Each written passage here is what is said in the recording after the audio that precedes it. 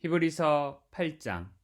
지금 말한 것들의 요점은 이러합니다. 곧 우리에게는 이와 같은 대제사장이 한 분 계시다는 것입니다.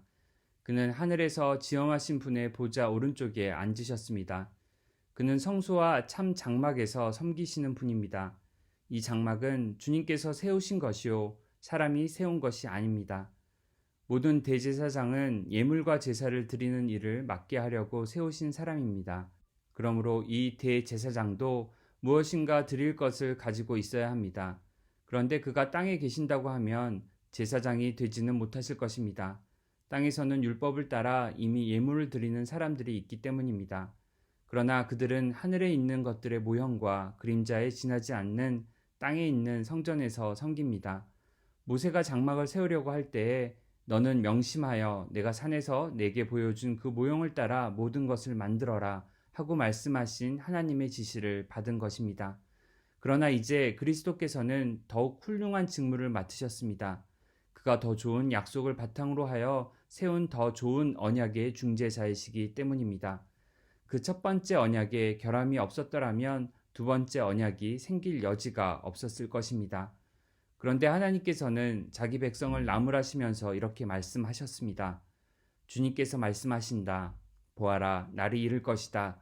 그때에 내가 이스라엘 집과 유다 집과 더불어 새 언약을 맺을 것이다. 또 주님께서 말씀하신다.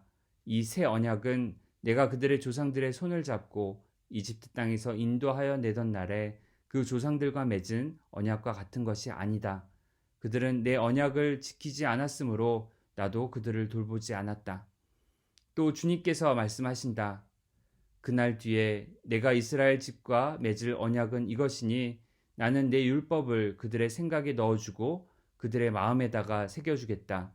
그리하여 나는 그들의 하나님이 되고 그들은 내 백성이 될 것이다. 그리고 그들은 각각 자기 이웃과 자기 동족을 가르치려고 주님을 알라고 말하는 일이 없을 것이니 작은 사람부터 큰 사람에 이르기까지 모두 나를 알 것이기 때문이다. 내가 그들의 불의함을 긍휼히 여기겠고 더 이상 그들의 죄를 기억하지 않겠다. 하나님께서 새 언약이라고 말씀하심으로써 첫 번째 언약을 낡은 것으로 만드셨습니다. 낡고 오래된 것은 곧 사라집니다. 히브리서 9장. 첫 번째 언약에도 예배 규정과 세상에 속한 성소가 마련되어 있었습니다. 한 장막을 지었는데 곧 첫째 칸에 해당하는 장막입니다. 그 안에는 촛대와 상이 있고 빵을 차려 놓았으니 이곳을 성소라고 하였습니다. 그리고 둘째 휘장 뒤에는 지성소라고 하는 장막이 있었습니다. 거기에는 금으로 만든 분향제단과 온통 금으로 입힌 언약궤가 있고 그 안에는 만나를 담은 금항아리와 싹이 난 아론의 지팡이와 언약을 새긴 두 돌판이 들어 있었습니다. 그리고 그 언약궤 위에는 영광에 빛나는 그룹들이 있어서 속죄판을 그 날개로 내리덮고 있었습니다. 지금은 이것들을 자세히 말할 때가 아닙니다. 이것들이 이렇게 마련되어 있어서 첫째 칸 장막에는 제사장들이 언제나 들어가서 제사의식을 집행합니다. 그러나 둘째 칸 장막에는 대제사장만 1년에 한 번만 들어가는데 그때에는 반드시 자기 자신을 위하여 또 백성이 모르고 지은 죄를 사하기 위하여 바칠 피를 가지고 들어갑니다. 이것은 첫째 칸 장막이 서 있는 동안에는 아직 지성소로 들어가는 길이 드러나지 않았음을 성령께서 보여주시는 것입니다. 이 장막은 현 시대를 상징합니다. 이 장막 제1을 따라 예물과 제사를 드리지만 그것이 의식 집례자의 양심을 완전하게 해주지는 못합니다.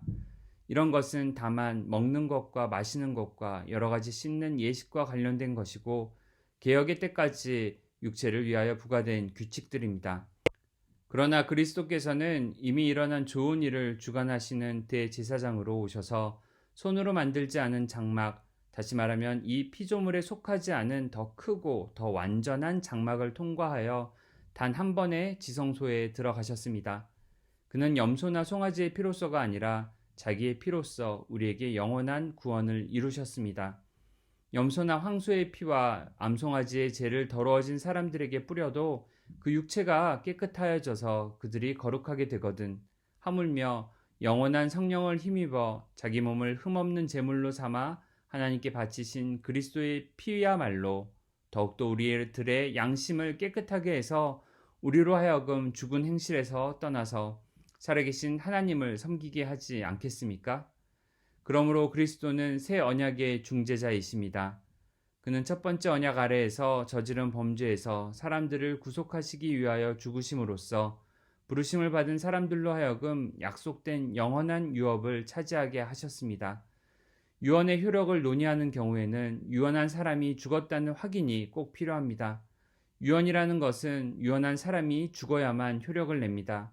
유언한 사람이 살아있는 동안에는 유언은 아무런 효력이 없기 때문입니다.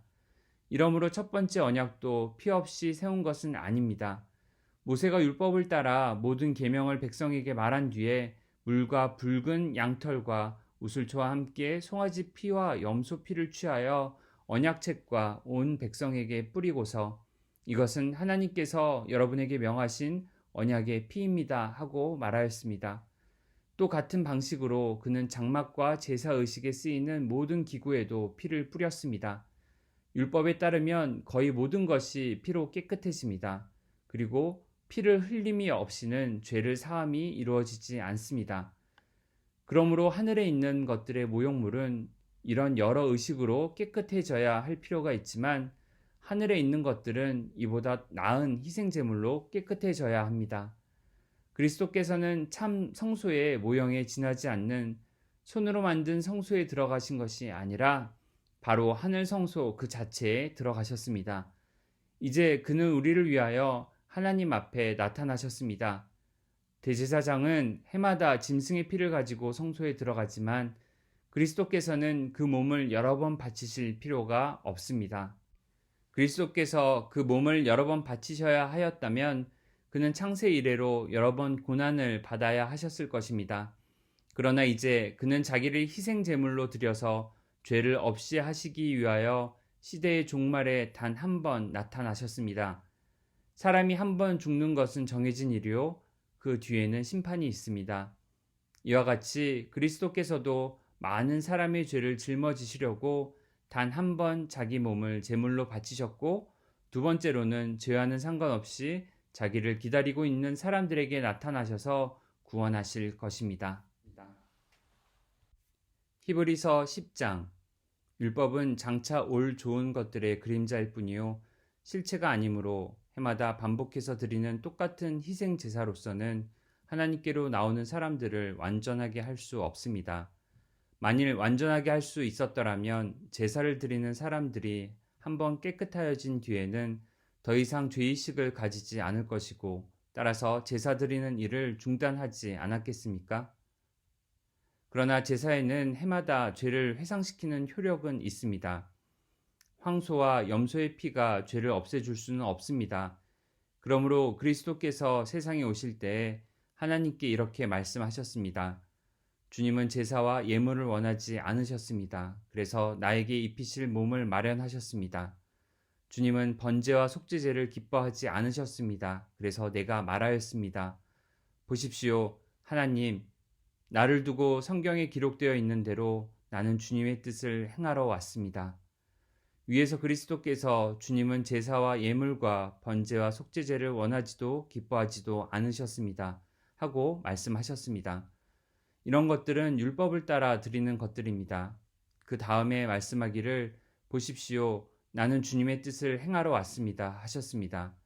그리스도께서는 두 번째 것을 세우시려고 첫 번째 것을 폐하셨습니다.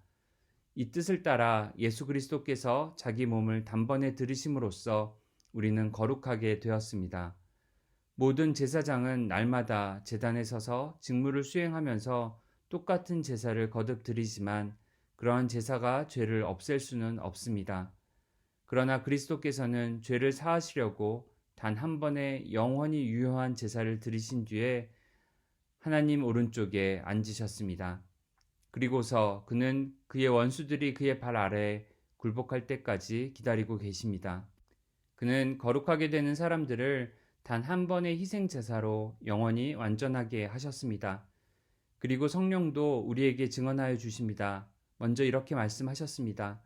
주님께서 말씀하신다. 그날 이후에 내가 그들에게 세워줄 언약은 이것이다. 나는 내 율법을 그들의 마음에 박아주고 그들의 생각에 새겨주겠다. 또 나는 그들의 죄와 불법을 더 이상 기억하지 않겠다. 죄와 불법이 용서되었으니 죄를 사하는 제사가 더 이상 필요 없습니다. 그러므로 형제 자매 여러분, 우리는 예수의 피를 힘입어서 담대하게 지성소에 들어가게 되었습니다. 예수께서는 휘장을 뚫고 우리에게 새로운 살 길을 열어주셨습니다. 그런데 그 휘장은 곧 그의 육체입니다. 그리고 우리에게는 하나님의 집을 다스리시는 위대한 제사장이 계십니다. 그러니 우리는 확고한 믿음을 가지고 참된 마음으로 하나님께 나아갑니다. 우리는 마음에다 예수의 피를 뿌려서 죄책감에서 벗어나고 맑은 물로 몸을 깨끗이 씻었습니다. 또 우리에게 약속하신 분은 신실하시니 우리는 흔들리지 말고 우리가 고백하는 그 소망을 굳게 지킵시다. 그리고 서로 마음을 써서 사랑과 선한 일을 하도록 격려합시다. 어떤 사람들의 습관처럼 우리는 모이기를 그만하지 말고 서로 격려하여 그날이 가까워오는 것을 볼수록 더욱 힘써 모입시다. 우리가 진리에 대한 지식을 얻은 뒤에도 짐짓 죄를 짓고 있으면 속죄의 제사가 더 이상 남아있지 않습니다. 남아있다고 예상할 수 있는 것은 무서운 심판과 반역자들을 삼킬 맹렬한 불뿐입니다.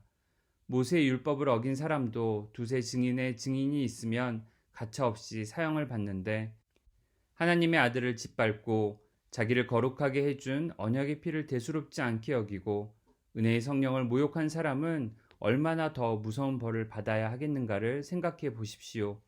원수를 갚는 것은 내가 할 일이니 내가 갚아주겠다 하고 말씀하시고 또 주님께서 그의 백성을 심판하실 것이다 하신 분을 우리는 알고 있습니다.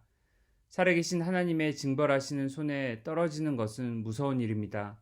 여러분 빛을 받은 뒤에 고난의 싸움을 많이 견뎌낸 그 처음 시절을 되새기십시오.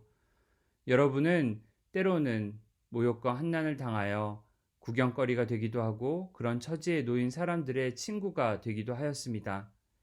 여러분은 감옥에 갇힌 사람들과 고통을 함께 나누었고 또한 자기 소유를 빼앗기는 일이 있어도 그보다 더 좋고 더 영구한 재산이 있다는 것을 알고서 그런 일을 기쁘게 당하였습니다.